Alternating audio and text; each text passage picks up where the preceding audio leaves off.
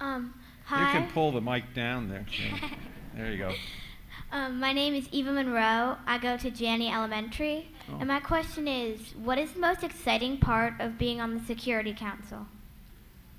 The most exciting part on being in the Security Council really is the negotiating and trying to bring people to consensus. Very often you start out with 2 or 3 different drafts, you start out with 5 or 10 different points of view, and it can be very exciting to go through the negotiating process, the back and forth, the dialogue, the sending cables back home to each of the capitals to get instructions to finally narrow it down so you really want to try to get a vote of 15-0 if you possibly can.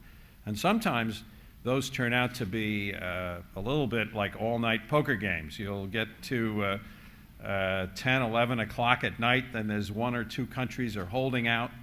And I remember a particularly exciting negotiation about affirming the right of a Palestinian state to exist. It's Resolution 1397. And we had to work till about 2 or 3 o'clock in the morning, and we were all standing around and calling our capitals and getting guidance and everything else until finally we succeeded in getting that resolution negotiated and adopted. And that was a very satisfying feeling once we got that accomplished. Thank you. Hi, my name is Sierra Tony, and I attend Benjamin Banneker Academic High School. And my question is, when you were talking about a lot of the jobs that you can acquire in the field of international affairs, I noticed that you said there were some for economics and some for like languages and things like that. I'm not really that interested in economics, but were there any other jobs that you could suggest for students that are passionate about languages, like outside of translating and transcribing? Yeah, well, economics is just one of the many different areas that we work on. As I mentioned, consular work. What we mean by consular work is people who issue visas and passports to foreigners who want to come to the United States, or to passports to Americans, who worry about Americans who get in distress elsewhere in the world. I started out my career as a vice consul in Hong Kong, and I worked on consular matters, and it included things like attending to American seamen who had gotten put in jail, and we had to defend their interests in Hong Kong. It was very much of a people-related kind of work. So that's one area of work. There's cultural diplomacy. We've got cultural events that we promote around the world, and people help set those kinds of things up. We arrange for scholarships for foreign students to come and study in the United States. So that's another example of the kind of work we do.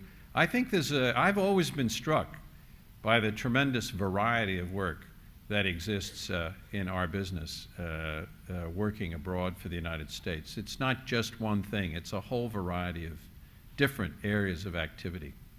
Thank you. I'm Katie Kirk, and I represent the Holton Arms School. And I'm Paulina from Colegio Ciudad de Mexico in Mexico City. Oh, how are you? And we were wondering what kind of colleges and graduate schools might be appropriate if you're going to enter into this kind of like job in social services. Well, you'd be amazed at the variety of educations that people have had coming into the diplomatic service.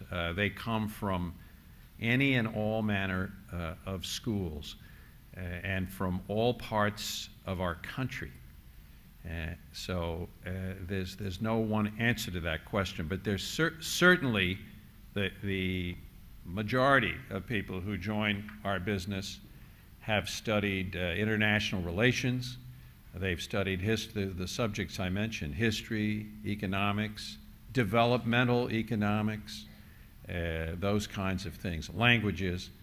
But the most important thing is to study and to get those academic credentials.